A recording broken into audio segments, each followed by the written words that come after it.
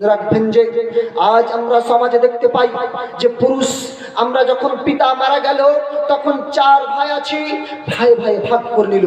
বোনদের কোনো বংশ নেই, বোনদের কোনো ভাগ নেই। যদি বোন যদি এইরকম কথা বলে তাহলে বোনের দিকে বড় বড় চোখ করে তাকানো। কেন কেন তাকানো কেন? এই জন্য দেশের ভাগ চাইছে।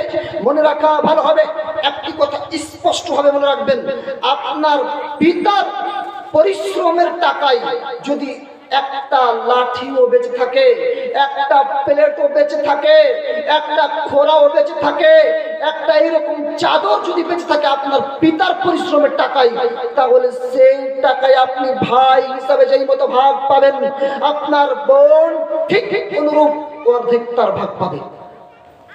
মনে রাখা ভালো হবে। আজ আমরা সমাজে দেখতে পাই যে নারীদেরকে এইভাবে ঠকাই যে তাদেরকে দূর দূরান্তের কিছু জমিন দিয়ে দেওয়া হয়। যেই বাড়িতে বাস করে সেই বাড়িটা দোতলা বাড়ি, বড় বাড়ি, সেই জমির একটি বড় উন্নত রোড সাইডে জমি রয়েছে, সেই জমির ভাগ দেওয়া হয় না, নারীদের জন্য ঠকানো হয়। এই ঠকানো বন্ধ করুন, এই ঠকানো বন্ধ করুন। রব্বুল আলামিন ছেড়ে দিবে না। যদি আপনি এই নারীদেরকে ঠকান, তাদেরকে তাদের হক না দেন, রব্বুল আলামিন আপনাদেরকে ছেড়ে দিবেন না। রাসূল সাল্লাল্লাহু আলাইহি ওয়াসাল্লাম তিনি বলেছেন, ইত্তাকুল যুলমাতুল ইয়াউমাল কিয়ামাহ, তোমরা জুলম করা থেকে, অন্যায় করা থেকে, অপরাধ করা থেকে বেঁচে থেকো।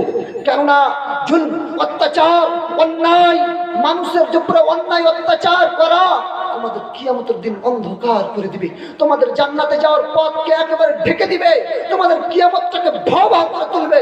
আপনি আপনার বোনকে যে হক দিলেন না, আপনি তার উপর জুলম করলেন, আপনি তার উপর অত্যাচার করলেন, তার আপনি হককে হরণ করে নিলেন। মনে রাখা ভালো হবে, মনে রাখা ভালো হবে। আগেই বলেছি, শুনতে কঠিন লাগলেও রাসূল সাল্লাল্লাহু আলাইহি ওয়াসাল্লামের হাদিস এবং কোরআন থেকে দলিল দিয়েই বলবো। রাসূল সাল্লাল্লাহু আলাইহি ওয়াসাল্লাম তিনি বলেছেন, মান আখাযা শিবরান মিনাল আরদি যুলমান ফাইন্নাহু ইউতাওয়াকু ইয়াওমাল কিয়ামাতি মিন সাব'i আরদিন। যদি কোনো ব্যক্তি এক বিঘা জমি তথা অর্ধ হাত জমিনকে কাউরে অন্যায় ভাবে চেপে নেয়, অন্যায় ভাবে নিয়ে নেয়, তাহলে সেই আধা জমিন যার চেপেছে, যতটুক চেপেছে, সেই রকম পৃথিবীর বুকে যত গর্ত রয়েছে পুরো গর্ত সহ এরকম 7টি জমিনকে উঠিয়ে কিয়ামতের দিন তার কাঁধে দিয়ে দেওয়া হবে। নাও তোমার জমিন, তোমার জমিন নিয়ে নাও। তুমি এই তোমার বোনের হক হরণ করেছিলে, তোমার প্রতিবেশী কমজোর ছিল, তোমার প্রতিবেশী পাড়স কমজোর ছিল, তুমি তাদের হক হরণ করেছিলে, তাদের হককে নষ্ট করেছিলে, নাও তোমার সেই জমিন।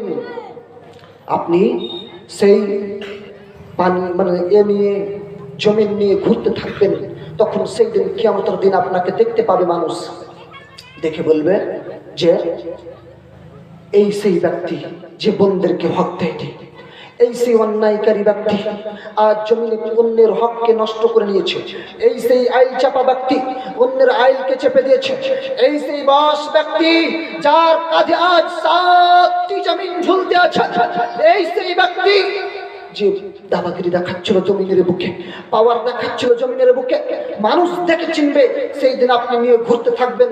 বলুন, আপনার প্রতিবেশী একজন কমজোর, আপনার প্রতিবেশী একজন দুর্বল, আপনি তার আইল চেপে নেন কি চাপেন না? আপনি সাবধান হয়ে যান। এই যে পিছনে জমিন কত কেজি রয়েছে যে তার ভাইয়ের হককে মেরে নিয়েছে, একটু করে চাপতেই আছে, চাপতেই আছে। কেন কেন? এই চাপা বন্ধ করুন। আপনি হয়তো বা আপনার আজকে 10 টাকা বাড়িয়ে নেবেন, 20 টাকা বাড়িয়ে নেবেন, এই চেপে নিয়ে কিয়ামতের দিন আপনি পরিত্রাণ পাবেন না।